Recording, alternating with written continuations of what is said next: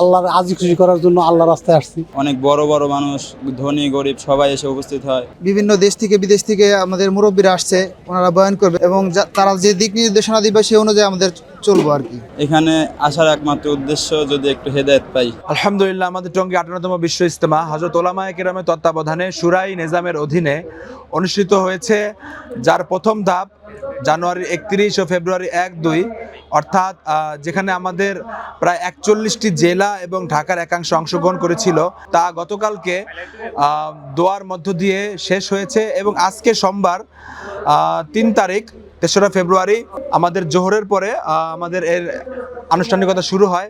এইখানেও আমাদের প্রায় 22টি জেলা এবং ঢাকার একাংশ অংশগ্রহণ করেছে।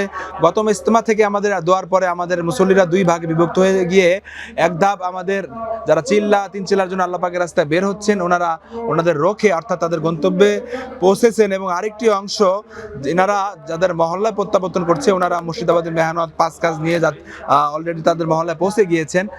আলহামদুলিল্লাহ, আমাদের সমস্ত আমল চলছে। আসরের পরে আমাদের আমল হবে এবং মাগরিবে আমাদের ভারতের শীর্ষ মুরব্বী মাওলানা আহমেদ লাট সাহেব বয়ান করবেন। আল্লাহর এই জায়গায় ইস্তিমা আসছি আমরা। আল্লাহ তাআলার কাছে অনেক কিছু চাওয়ার আছে, মানে আল্লাহ যেন তাকওয়া দিয়ে দেয়। আল্লাহর আজি খুশি করার জন্য আল্লাহ রাস্তায় আসছি। আমি আসছি মানিকগঞ্জ জেলা থেকে। 2 পর্ব দেওয়ার কারণে আমাদের সুযোগ সুবিধা অনেক সুন্দর হয়েছে, ভালো হয়েছে।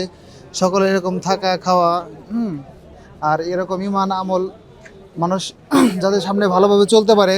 আজকে সকালে বয়ান হয় না, তো একটু পর জোহরের পর থেকে হয়তো বয়ান শুরু হবে। সকালে তশকিল হয়েছে, আপনার সকালে মাশওয়ারা হয়েছে যে কিভাবে কাজটা দিনের লাইনে আরও আগানো যায়, কিভাবে সুন্দর করা যায়, আগামী দিনগুলো কিভাবে ভালো মতো চলা যায়, সারা বিশ্বে কিভাবে এই দাওয়াতটা পৌঁছে যায়, প্রত্যেকটা ঘরে ঘরে কিভাবে এরকম মানুষ ইসলামের পথে চলতে পারে, প্রত্যেকটা ঘরে ঘরে মা বোনরা কীভাবে পর্দাশীল হয়ে যায়, হ্যাঁ, সেই বিষয়ে আলোচনা হবে। সামনে বিভিন্ন দেশ থেকে বিদেশ থেকে আমাদের মুরব্বীরা আসছে, ওনারা বয়ান করবে এবং তারা যে দিক নির্দেশনা দিবে সেই অনুযায়ী আমাদের চলবো আর কি। তো আমি আসছি পর্যন্ত পাবনা জেলা থেকে।